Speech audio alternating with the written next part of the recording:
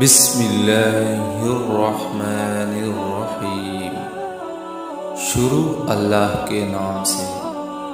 جو بڑا مہربان نہایت رحم والا ہے۔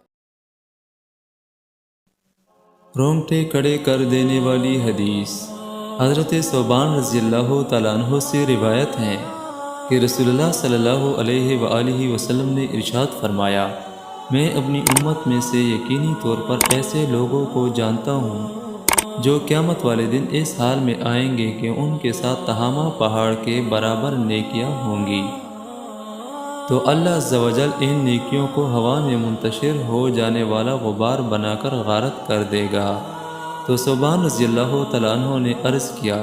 اے اللہ کے رسول صلی اللہ علیہ وآلہ وسلم، ہمیں ان لوگوں کی نشانیاں بتائیے،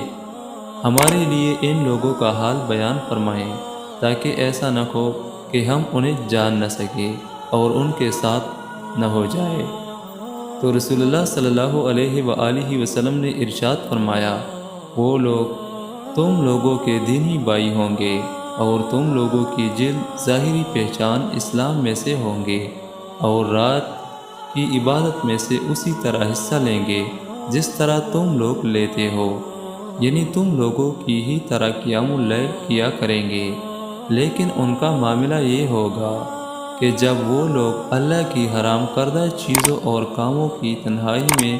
پائیں گے تو انہیں استعمال کریں گے۔